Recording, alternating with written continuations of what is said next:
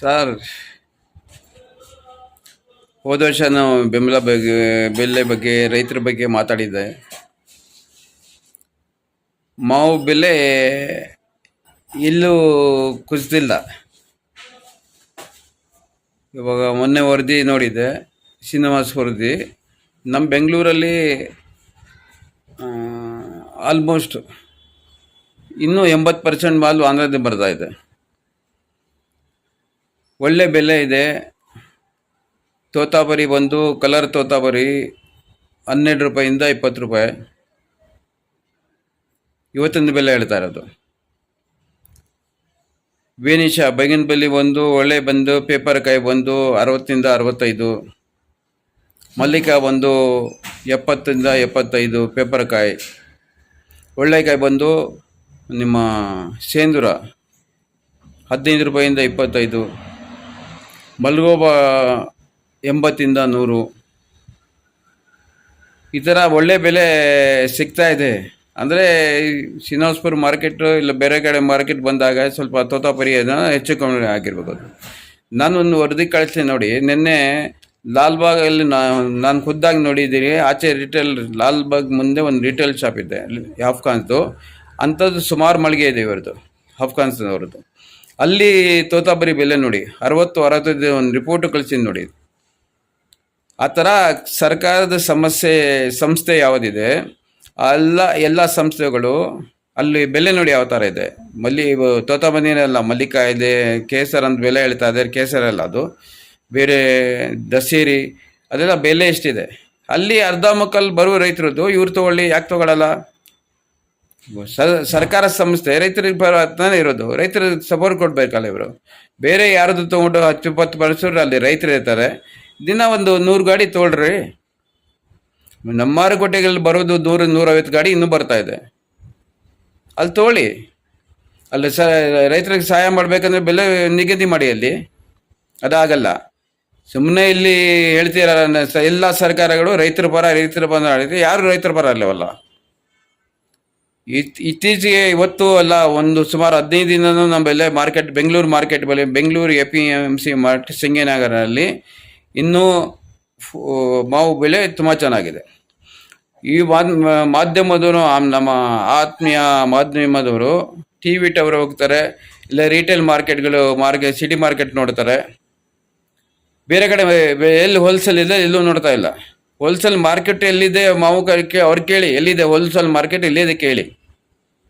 ಏಷ್ಯಾಗೆ ದೊಡ್ಡ ಮಾರ್ಕೆಟ್ ಆಗಿದ್ದಾದ್ಮೇಲೆ ಮತ್ತೆ ಮಾರ್ಕೆಟ್ಗಳು ಇಲ್ಲಿ ವಿಚಿತ್ರ ಆಗಿಬಿಟ್ಟಿದೆ.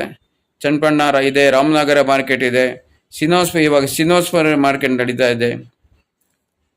ಮುಖ್ಯವಾಗಿ ನಮ್ಮ ಬೆಂಗಳೂರಲ್ಲಿ ಬಂದು APMC ಯಾರ್ಡ್ ಸಿಂಗೇನಗರ APMC ಫ್ರೂಟ್ ಮಾರ್ಕೆಟು ಒಳ್ಳೆ ಮಾವು ಮಾರ್ಕೆಟ್ ಆಗಿದೆ. ಇಲ್ಲ ಮಾಧ್ಯಮದಲ್ಲಿ ಆಚೆ ಬಂದು ತೋರಿಸ್ಬೇಕು ಹೋಲ್ಸೇಲ್ ಮಾರ್ಕೆಟ್ ಯಾವುದು, ರಿಟೇಲ್ ಮಾರ್ಕೆಟ್ ಯಾವುದು ಅಂತ. ನಮ್ಮ ಪದೇ ಸರ್ಕಾರ ಪರ, ಈ ಕೇಂದ್ರ ಸರ್ಕಾರ ಆಗಲಿ, ರಾಜ್ಯ ಸರ್ಕಾರ ಆಗಲಿ, ನಾವು ರೈತರ ಪರ ಅಂತ ಹೇಳಿರೋರು ಮುಂದೆ ಬಂದು ರೈತರ ಜೊತೆಲಿ ಮಾತಾಡಬೇಕು. ರೈತರ ಜೊತೆ ಒಂದು ನಿಗದಿತ ಬೆಲೆ ಇದೆ ಫಿಕ್ಸ್ ಮಾಡಬೇಕು. ಯಾವ ಥರ ನೀವು ಹೊರಗಡೆ ಆಪಲ್ಲು, ಹೊರಗಡೆ ಇಂಪೋರ್ಟೆಡ್ ಎಲ್ಲ ರೇಟ್ ಫಿಕ್ಸ್ ಮಾಡಿ ತೊಗೊಬರ್ತೀರಾ, ಆ ಥರ ಇಲ್ಲೇ ಒಂದು ಫಿಕ್ಸ್ ಮಾಡಿ. 20 ರೂಪಾಯಿಂದ ಟೊಮೊಟೊ ಇದ್ದರೆ ಯಾರು ಕೇಳಲ್ಲ. ಅದೇ 20 ರೂಪಾಯಿ ಟೊಮೊಟೊ 50 ರೂಪಾಯಿ 100 ಹಾಕ್ಬಿಟ್ರೆ ಎಲ್ಲ ಬೀದಿಗೆ ಬರ್ತೀರಾ. ಒಂದು ವರ್ಷ ಏನಾರು ರೈತರ ಒಂದು ತಿಂಗಳಿಗೆ ಸಂಪಾದನೆ ಮಾಡಿಕೊಂಡ್ರೆ ಕಷ್ಟ ಆಗುತ್ತೆ. ಅಲ್ಲಿ ಹಂಗೆ ನೋಡಿ, ತರಕಾರಿ ಬೆಲೆ ಏನಿದೆ, ತರಕಾರಿ ಕೊತ್ತಂಬರಿ 3 ತಿಂಗಳು 1 ತಿಂಗಳು ಬೆಳೀತಾನೆ ಅವನು, ಏನು ಸಿಗ್ತಾ ಇದೆ 5 ರೂಪಾಯಿ 10 ರೂಪಾಯಿ ಕೊತ್ತಂಬರಿ.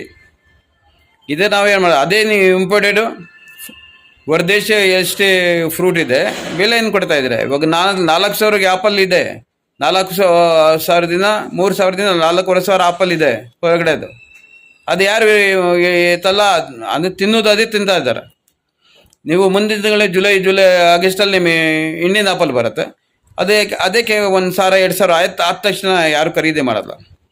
ಅದು ನಿಜವಾಗ್ಲೂ ನ್ಯಾಚುರಲ್ಲು ವಿತೌಟ್ ವ್ಯಾಕ್ಸ್ ಎಲ್ಲ ಬರೋದು ನಮ್ಮ ದೇಶದ್ದೇನೆ. ಅದನ್ನು ನಾವು ಸಪೋರ್ಟ್ ಮಾಡೋಲ್ಲ, ನಮ್ಮ ರೈತರಿಗೆ ಸಪೋರ್ಟ್ ಮಾಡೋಲ್ಲ.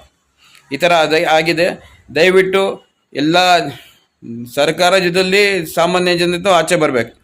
ಆಚೆ ಬಂದು ಯಾರು ನಾವು ರೈತರು ಬೆಳಿಬೇಕು, ನಮ್ಮ ದೇಶ ಬೆಳಿಬೇಕಂದ್ರೆ ಮೊದಲೇ ರೈತ ಬಂದು ಬೆನ್ನಿಲ್ಬೇಕು, backbone of the country. ಅದನ್ನು ನಾವು ಸರಿಪಡಿಸ್ಕೊಂಡ್ರೆ ಮುಂದೆ ದೇಶನೂ ಉದ್ಧಾರ ಆಗುತ್ತೆ, ರೈತರು ಉದ್ಧಾರ ಆಗುತ್ತೆ. ನಾನು ಒಬ್ಬ ರೈತರ ಪರ, ಕನ್ನಡ ಪರ, ಜನಪರ ಹೋರಾಟಗಾರ ಸೈಯದ್ ಬಾಬು. ನಾನು ಒಬ್ಬ ಶ್ರೇಷ್ಠ ವ್ಯಾಪಾರಿಗಳಲ್ಲಿ ನಾನು ಒಬ್ಬ. 35 ವರ್ಷ ಇದೇ ವ್ಯಾಪಾರದಲ್ಲಿ ನಾವು ಇದ್ದೀವಿ. ಮಾವು ಶುರು ಮಾಡಿ ಮಾವು ಬೆಲೆನ ಹರಾಜು ಹಾಕಿದ್ದು ಸ್ಟಾರ್ಟ್ ಮಾಡಿದ್ದು ನಾವೆಲ್ಲ. ಇವಾಗ ಇಲ್ಲಿ ಮೊದಲೇ ಮಾವು ವ್ಯಾಪಾರ ಓಪನ್ ಆಗಿ ನಡೀತಾ ಇರಲಿಲ್ಲ. ಅದೆಲ್ಲ ಹೋರಾಟ ಮಾಡೋದು ನಾವು ಬೆಂಗಳೂರು ಮಾರ್ಕೆಟಲ್ಲಿ.